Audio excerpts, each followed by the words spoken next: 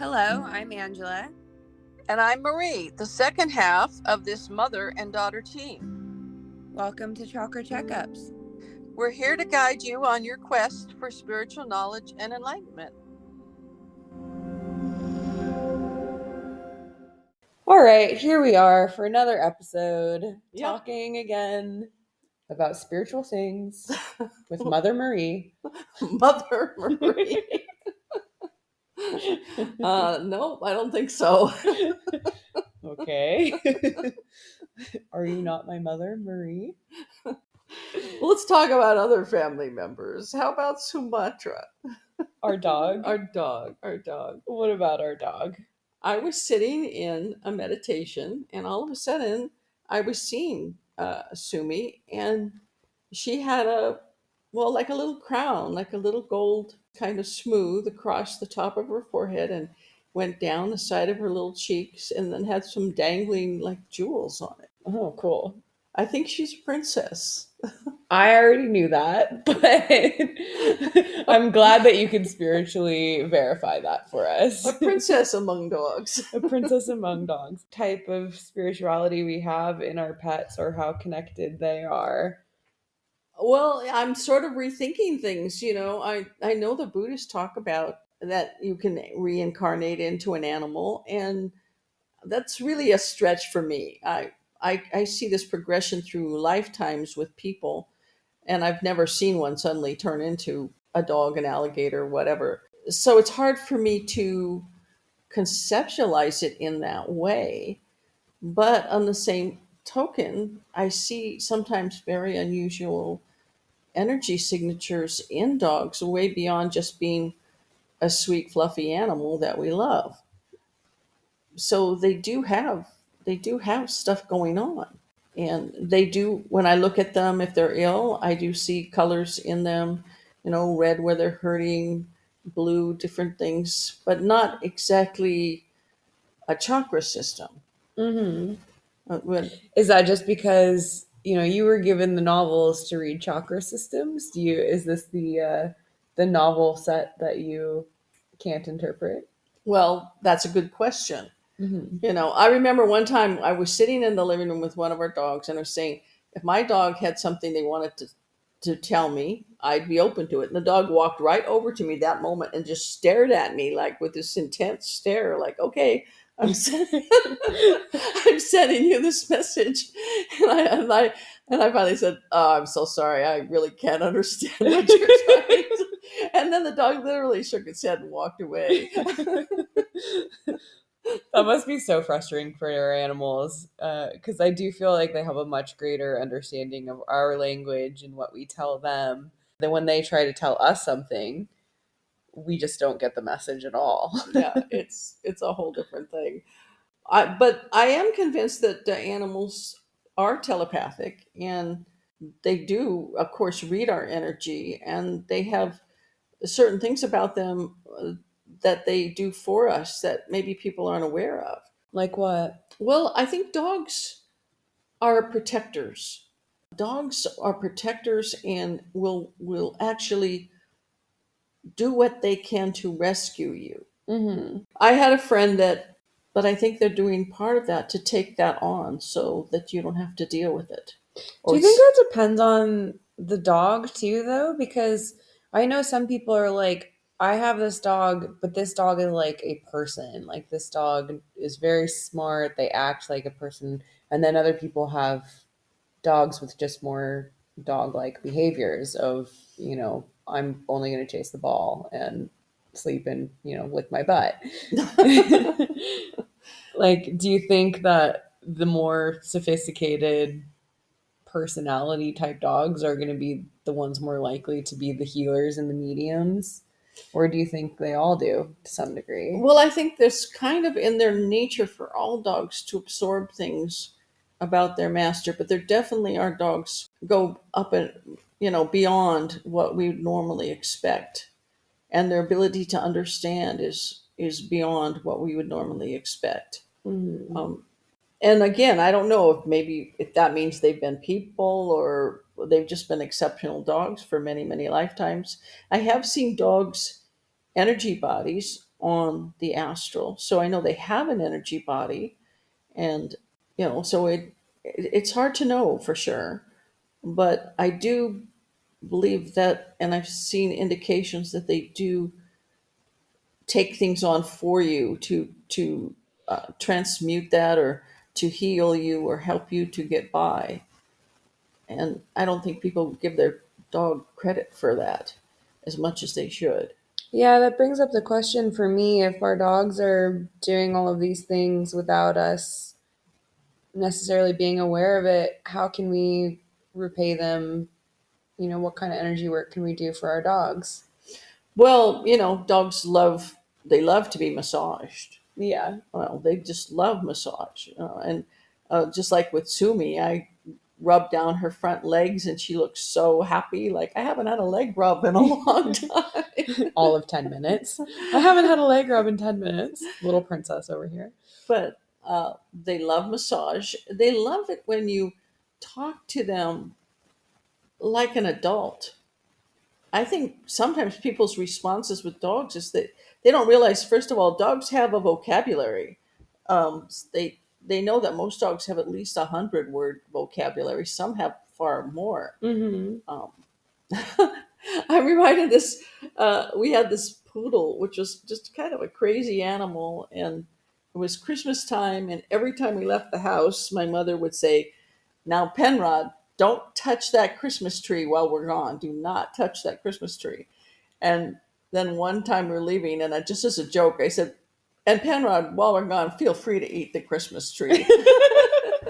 Well, we had popcorn and stuff hanging on it. We came back, and he had ripped the tree apart. And of course, it was my job to make it all right again. Oops. But clearly, he understood what I was saying, and he understood the difference. Because all of the times that he said, don't touch the Christmas tree, he left it He alone. left it alone, and that time he popcorn strings all over the living room. He So was just waiting for his permission. I guess. I mean, they do have a vocabulary, and I have had many instances where I just get down and look right in the dog's face and talk to them, and they respond amazingly well. Yeah. I had a dog at our farm that was a rescue. It was a Marimba, and a beautiful, beautiful dog. And they said it had been so abused that no one could touch it. And our farm was 40 acres. So I said, okay, just bring him out. I'll put food out in the barn. And we've got a great big barn. He can walk around.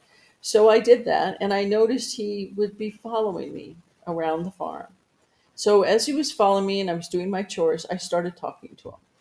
I'm glad you're here on the farm. You're safe. No one will hurt you, all of that. And I noticed he got closer and closer to me every day that I walked.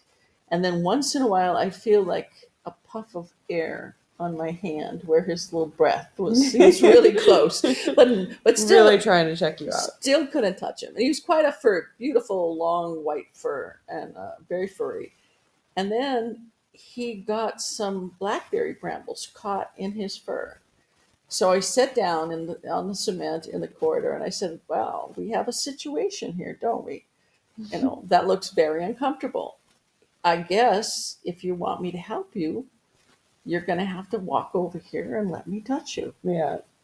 And he looked at me for a long time, and then he just walked over, and I pulled all the brambles out of him. Then he kind of backed up. But then the next couple of days, I noticed when I had my hand down, all of a sudden I could feel his head. Yeah. And after that, he was like in my arms. No, he wouldn't let anybody else touch him. But we became really close friends, and he was just so sweet.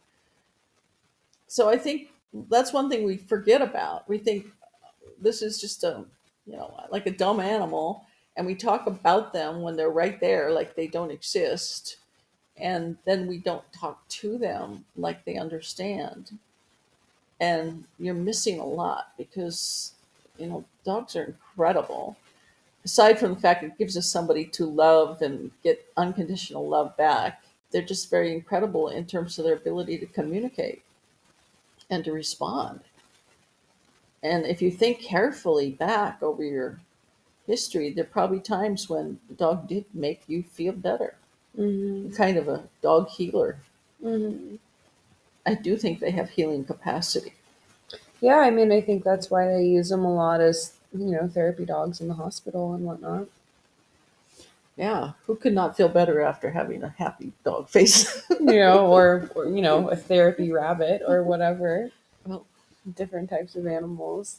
Are there different pets or animals that are considered to be more spiritual than others? Like we're talking a lot about dogs, but well, I mean, again, I don't know. I mean, in India, there's certain things like, elephants are supposed to be very spiritual. I'm sure they are. They paint pictures, so how could they not be? I don't think my dog ever painted a picture like the elephants do. I actually have seen videos of dogs painting pictures. Okay, well, there you go.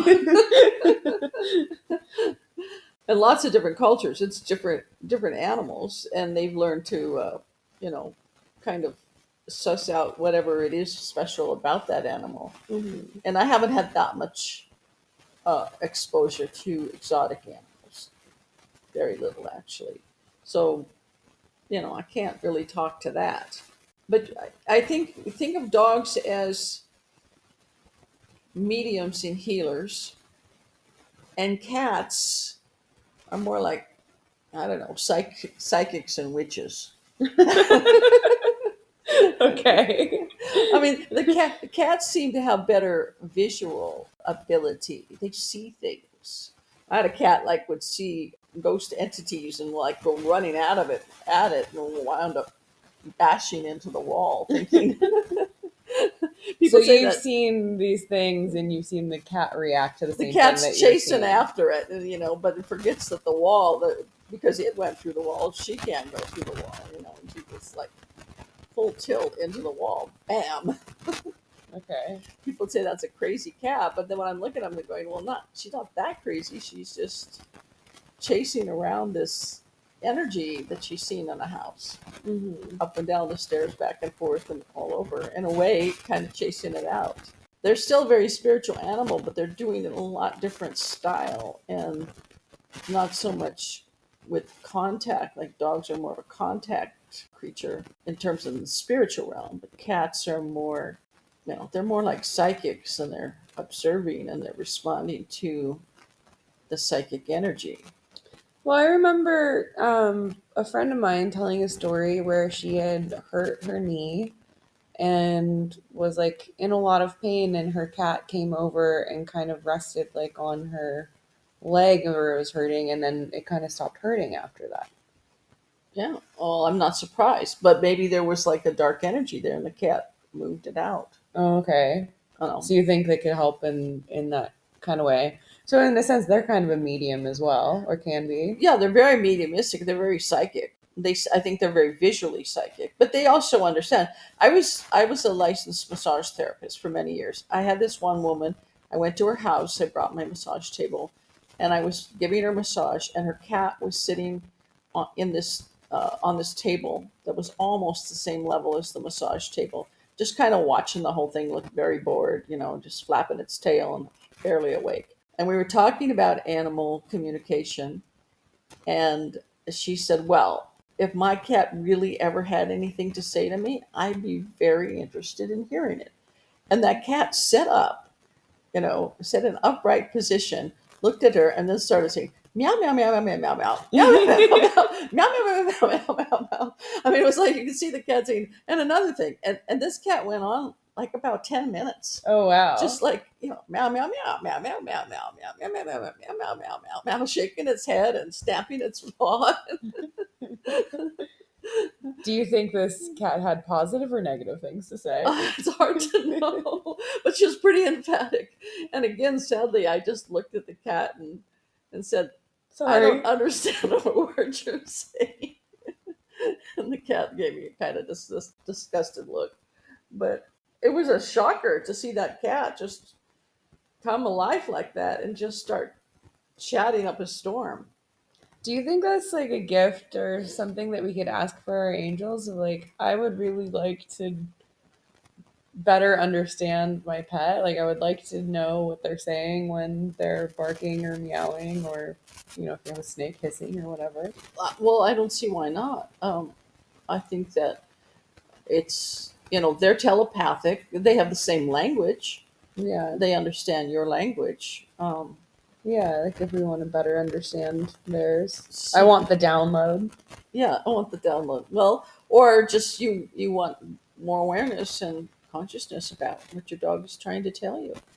Well, guess you better look out at that one. Take me for a walk. Take me for a walk. Feed me. Let's go swimming. I was gonna say, I think Sumatra would just be like, I'm ready for food. I'm ready for food again.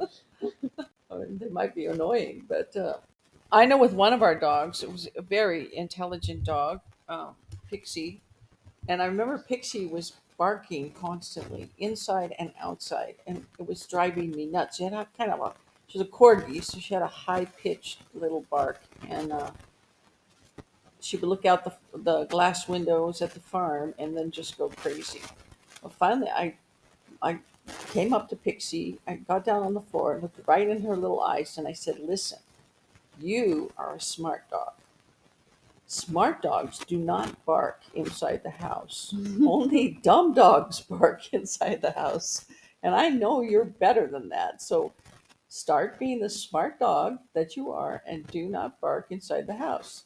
And she stopped barking in the house. She would go outside and bark, and then she'd come in and she didn't bark in the house anymore. I always try to tell Sumatra to have inside voices, please. Use your inside voices. That's too loud for Yeah, inside. yeah. Inside voice, exactly.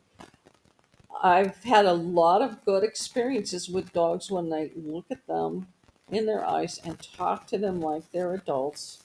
They respond. And they also respond mentally, because I've seen dogs like playing in a field and I think, what a beautiful, loving dog you are. And the dog will stop and turn and look at me. So they're just very telepathic. They're very telepathic, and they have a lot more language than anybody gives them credit for. Mm-hmm. Do you think most pets are very telepathic?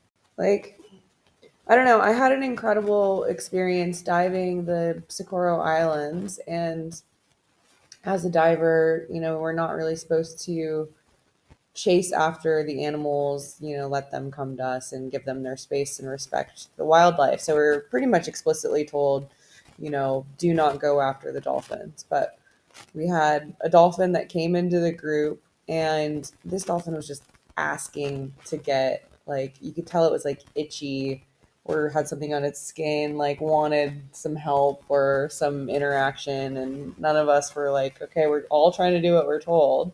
And so I was thinking, I was like, oh, like this. And this dolphin was like playing dead. It like laid on its back with its belly up, surrounded by a group of women and stuff. And we're all just like watching it. We're like, okay, like none of us can touch it. And so I kind of finally said in my head, I'm like, listen, I cannot swim over to you, but if you swim over to me, I will rub your belly. And this dolphin did. It like came in and basically like nuzzled its head in between my arms without me reaching to it and stuff. And then I was like, okay, like now I can, now it's like, I guess, okay for me to like touch you and stuff like that. But I do think a lot of animals probably have a lot of that telepathic ability.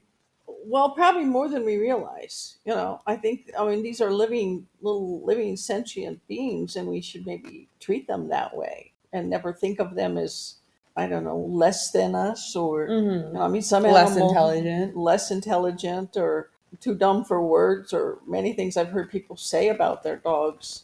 A lot of people scream at dogs, and they think that somehow screaming at them or hitting them is going to make them behave better. But if they're really super telepathic and sensitive, that's the worst thing you can do. Mm-hmm. What I would do with a puppy, sometimes I would roll up a newspaper and then I'd hit my own hand with it, and I'd get their attention. And then I'd tell them what I wanted them to do. And it got to the point with one of my dogs that I'd just say, "You don't want me to roll up a newspaper, do you?" Yeah. And then she'd like look at me and go, "Nope, I'll behave. Don't roll up that newspaper." It never touched her. It just, you just made the communication, and they do want to please you. Some dogs have been hurt, or they don't understand because they get mixed messages. Yeah, and I'd imagine that the thought forms would be the same, like when you talk about a negative thought goes directly to the person that you're thinking about, or a positive thought. Like those thought forms are like heat-seeking bullets that go towards people. Wouldn't it be the same? Like they were still talking about thought forms, it goes directly to that animal that you're thinking about. Absolutely, absolutely. It makes a lot of difference. We, my mother and I walked into this Les Schwab, and we're coming in the back door. There was just this long hallway, and here was this little puppy, kind of running away, and this woman screaming, and that damn dog, a stupid thing like that. And I stopped, and then I got down on the floor and looked at this little puppy, so cute in the eyes, and said, "You're gonna have to be patient with her. This person wants to love you, but you're still growing up and you're going to have to try to listen to her and be a good puppy, and everything will be okay." And this puppy looked at me and then looked back at this person in the office and then went over to her and sat down next door. Yeah. And just clearly the puppy understood. The woman actually got kind of pissed off, but I'm not exactly sure why. But the dog needed something soft and easy to understand, and not a confused message. Hmm. No. I know a person that he one minute he says he loves his dogs, the next minute he's saying right in front of the dog, "I hate that stupid dog." It's not a good way to raise an animal. They are getting every message, they're getting every thought form. They are understanding it. Hmm. And yet they'll still love you at the end of the day. But after a while, there's only so much a dog can take, and if you mistreat them, then they're not going to behave as well as you'd like. Yeah. So you have to be careful. In our one dog, Pixie, who's the corgi, at one point I actually saw this little golden man, kind of folded like an accordion. It was this little golden man that was in three sections, folded, so that would fit inside her little body. It wasn't like a person. It was kind of like a little bit like a fairy and a little bit like something I'd never seen. But more than anything, it had a sort of man like look with a hat that had a straight brim on it, like you might see in New Orleans or something like that, and and dressed in clothes, all in solid gold, folded up inside her little body. So I've never seen another being like that. So I'm not exactly how to categorize that being. Maybe it's some sort of dog angel. I don't know. But Pixie was an extremely intelligent dog. And we had a lot of chickens, and they would get out, and I'd be trying to get the chickens, and Pixie would run after the chickens, chase them up against the fence, then hold them with her nose very gently against the fence until I came and got them, Hmm. and never hurt one. She just was helping us gather them up. The question is the intelligence that little man inside the dog, or is that the dog, or is it both? Hmm. It's hard to know. Have you seen other animals like? Well, I've seen energy in other animals, certainly light, and like I said, in their dog bodies, and um, I've seen streaks of energy in cats. Cats, it's much more erratic. And birds are very responsive to energy. In what way? Well, when I was a teenager, I was like really so out of my body and in my spiritual body. And I'd go set out on the deck behind our house, and I'd be just sitting there meditating or looking at nature or something. And the little birds would come and land on me. And I think it's just they like the energy. I Hmm. could hold out my hand, and these little wild birds just land on my hand and just sort of look at me and then fly away. They wouldn't land on anybody else. My brothers and sisters tried it, no luck with them. But I think they were responding to my energy. I think all animals will respond to your energy. All animals will respond to a loving heart, and then of course they're going to love you back. When uh, my mother had a little dachshund that had passed away, and for quite a few weeks, when she came out of her bedroom, There was this long corridor that then she'd see this little dachshund prancing down the hallway to greet her, Mm-hmm. and then it would disappear. And it kept happening. So the dog was still, its little spirit body was still in the house, and it was still happy to see her, and was probably going back and forth. Do you think our pets can serve as like spiritual astral guides? I don't think they're going to guide you on the astral, but they might accompany you. Okay. I could see a dog or a cat even accompanying you in terms of protection, like a guard dog or guard cat. And that's maybe possible with other animals. Mm-hmm. If you had, I don't know, Horses? horses, a falcon, something of that nature, that's possible that they would accompany you. An owl, that's very possible. In which case, a cat would confront bad psychic energy. Mm. It'd be interesting if somebody's cat was very freaky, if then you smudged the house and the cat became Like a less, little bit more calm. yeah, less freaky. But when the cat's freaking out, maybe it's time to say, okay, I need to do something here. The cat's not settled, so the time to smudge the house. I mean, that would be an interesting experiment. I would love to hear back if anybody has a cat that's a little bit quote unquote neurotic, that smudging the house then, makes them calm down more. I think it probably would. We had Patches, our magical cat. Yeah. Angela wanted a black and white and brown and yellow cat. That's what she said. She was very young at the time, and she just kept saying she wanted a cat. And her father kept saying, "We're not getting a cat. We're not getting a cat." And then at one point, he just turned and said, "Well, if it showed up on the doorstep, yeah, you could keep it, but otherwise, we're not getting a cat." Which is all the in that I needed. And 2 days later, 3 days later, this long haired brown and white and black and yellow cat, Calico. Yeah. Calico, shows up on our doorstep. It was about, I guess, was about a year old and looked like it'd been in the wild a bit. It had, burrs and weeds in its hair and stuff, and but clearly not, not owned by anybody. There was nothing that we could go by.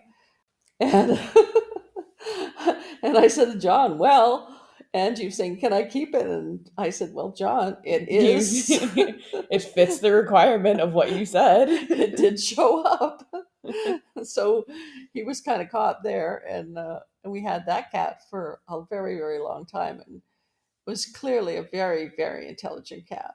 It really was kind of a magical cat. I remember one time there was a mouse in the house. I couldn't catch it. I tried, and finally I just said, listen, Patches, you don't do anything around here. So I want this mouse dead right here. And I pointed to the spot by the bottom of the stairs by morning. Oh. And I woke up and there was the dead mouse. Yeah. Or you're out of here. Definitely, cats are very intelligent. Horses are very intelligent. I had this one reading that I went out to this ranch in Sam's Valley, long ways, to do a reading for this woman. And I got there and she was very uninterested, like she had another agenda or something, but she was just very, very uninterested. And I thought, why am I even here? But before I had gone in to the house, there had a horse pasture in the front of the house. I had seen this horse, and I was looking at the horse, and then when I looked to the barn, there was a spirit of a Native American, like a chief or Hmm. somebody that was high up in had a lot of feathers and very beautiful looking, very stately looking man. And he just looked me in the eyes and made eye contact. Then he pointed to the horse. So then I looked back at the horse and I noticed that on its left front leg, it had an entity. Okay. So then I'm going in and I'm doing this reading, and this woman's just so uninterested. And then right before I left, I said, is your horse having problem with its leg? Uh, the light brown one out there. And she said, yes, we've been all having all kinds of problems. She won't walk on it. We've tried different training things. We've had doctors looking at her. We can't figure it out. And I said, your horse has an entity on its leg. Do you mind if I take it off? And she's like, sure, why not? Give it a try. It Yeah. wasn't necessarily that she believed me, but easy option. So I went out and I just put my hands in the area where that entity was and just started thinking love and light, and the thing came off. And then the horse kind of turned around and looked at me and then put his head on my chest Yeah. like a, like a Thank horse hug. you. I was like, I've had a horse hug. So our animals can pick up entities then. Yes, they can. I don't know how they do that necessarily. Probably just from somebody, maybe from somebody hitting it, or someone really negative riding it, or being rough with it in a way that the animal gets a distressed energy, and then Mm-hmm. that allows some distressed energy to stick to them. Mm-hmm. Um, Do you think that's very like common for, you know, dogs or I mean maybe more common for rescue animals? Probably, likely, and maybe if you had a rescue animal and it wasn't doing well, what if you just took like 5 minutes a day and just put your hands on a couple places, like maybe one hand on the head and one hand in the center or the back or near the heart, and just sat there and imagined love and light pouring into this animal and repelling any bad energy from its history. Yeah. Um, Maybe that you might get a transformation much faster than you ever imagined, and could clear out some of the things that the animal's gone through.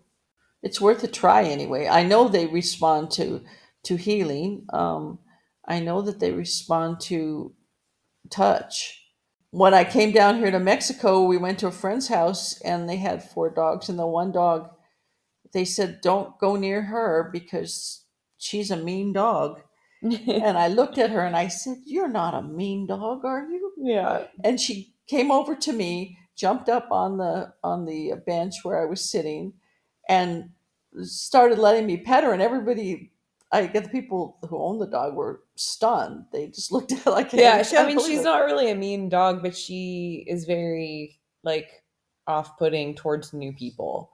And it was definitely the opposite of that, where she's like, "You are my new best friend." Yeah, she was rolled over on her tummy. She was rubbing her. She was just wouldn't leave me alone. Yeah.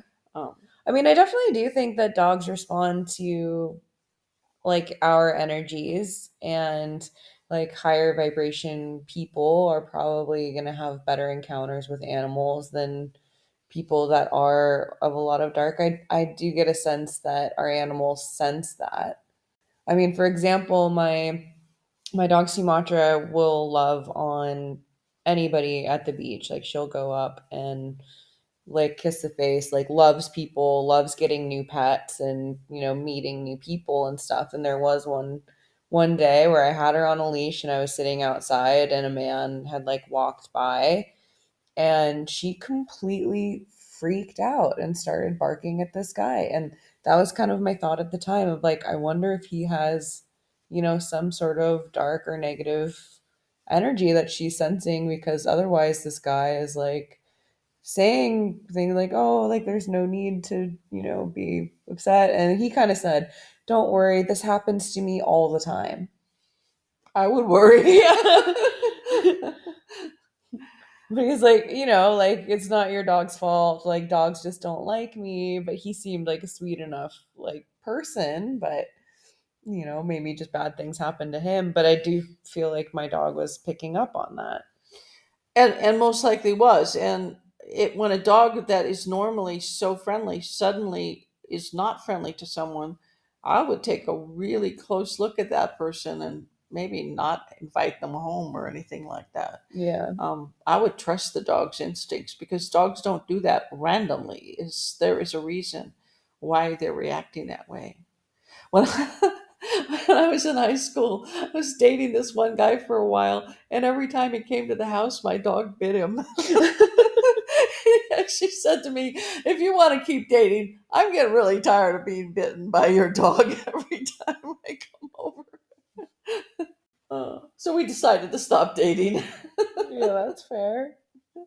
Maybe the dog did do a service on that one. Maybe the dog wasn't prone to bite anybody. It was just this one guy. Yeah.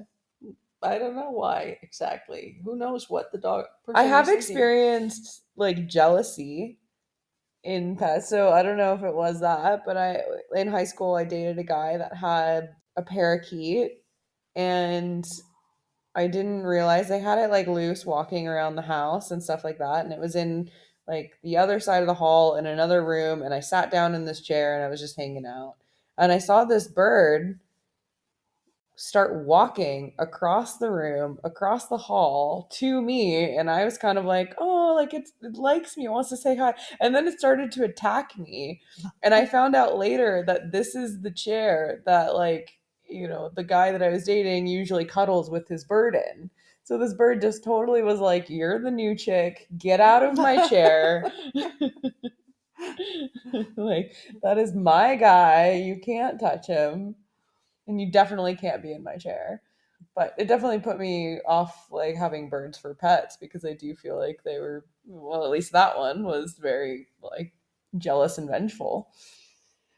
When we had the farm, we had 650 chickens. So it's like I literally know the sound of like chicken feet coming across the grass. It was like the thundering sound of 1,200 stomping chicken feet.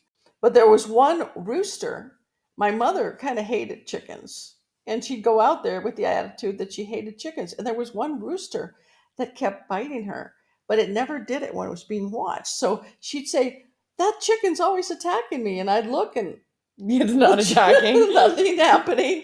And then I turned my back, and it bit me again. I turn around, the rooster's walking away. And it did this often. She got so she didn't like to go out. She wanted us to butcher that rooster, which probably didn't help the relationship either. But Yeah, there you go. Negative thought form. So like, you're negative, gonna be my dinner. yeah, I'm gonna kill you and eat you. But it was funny that this rooster was smart enough to know to not do it while I was watching, and vindictive enough to bite her whenever I wasn't.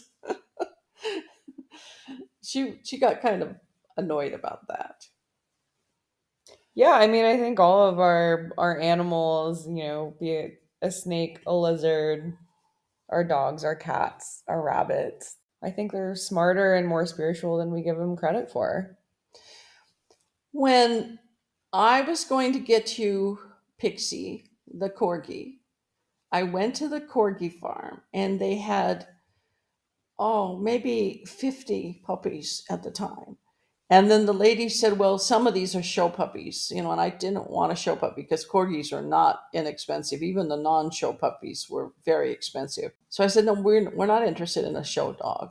We're just interested in a nice, healthy little corgi."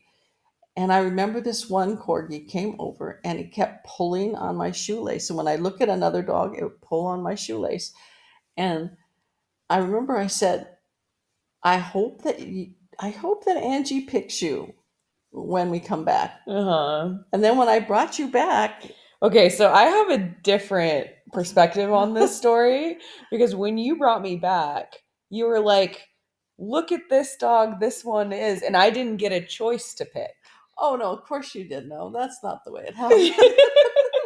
Okay, because like I definitely got the vibe that you had already bonded, you had already picked, and that should be the one. And I was like, I wasn't really wanting necessarily a corgi. I didn't really know what kind of dog we wanted, but you kind of pre-done this whole thing. Well, the dog picked me. The dog picked you. Yeah. You, you Yeah. know, The so dog didn't pick me. I didn't necessarily bond with the dog at that time when you brought me out. but it was interesting though. It was interesting. We took a series of pictures, and in every one of those pictures, that corgi was mirroring your movements. You looked to the right, her head was to the right. You were looking down, she was looking down. I looked at them, and it was like looking at twins. Hmm. So clearly, the dog was very aligned with your energy and wanting to be with you, even though she did kind of wind up being my She dog. was so your dog. This was the dog that was supposed to be my dog that very much bonded with my mom. Oh well, The family what dog. can You, you do? you can't pick who they bond with, who the owner is. And Maybe because I cook all the meals, yeah, I well, don't know, something like that. something But like anyway, that. it was interesting though how she, in all those pictures, those photographs, it was kind of stunning that your movements were like exactly the same. At any rate, I think that the thing that sometimes people don't want to get an animal for their children or for themselves, and I think it's very beneficial. I think you're going to have a protector, something that for them to love and somebody for them to love. I call them furry people. And it's going to be a good experience for their whole lives. It could be protection for them their whole lives. It could be a companion that really understands everything they're thinking with no judgment. Of course, all dog lovers know this already, but the people that can't decide are on the fence. I have a lot of friends that are like, I love dogs. I would love to have a dog, but I don't feel like I have the right environment or schedule or something to put in for a dog, and so I'm not going to get one right now. And I definitely felt the same before I got my first like dog as an adult of like, well, I don't know, that's going to be a lot of work and stuff. And what I've realized is you end up making time to take care of them and stuff like the time that you don't think that you have, you end up just not wasting as much time doing other things. And so you take the time to, you know, get up 15 minutes early to take your dog for a walk before work or whatever it is. But I feel like if you really do have that relationship with your animal, you make the time to make it for them. And so postponing, potential happiness isn't necessarily doing either of you guys a service. Well, and on the plus side, a dog can encourage you to do more exercise than maybe you would do otherwise. Yeah. I mean, I think that's particularly true with senior citizens. When I had our last dog, I had to get up every morning and every evening and take that dog for a walk.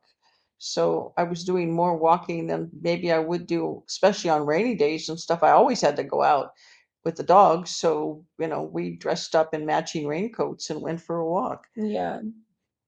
So it can encourage you to a healthier lifestyle, spend more time outdoors, more time understanding animals and learning to communicate, and uh, basically a good thing for you.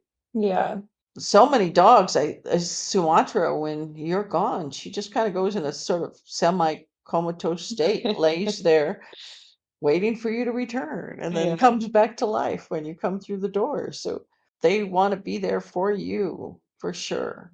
And I think it's enlivening for people to have an animal. It's a healthy thing.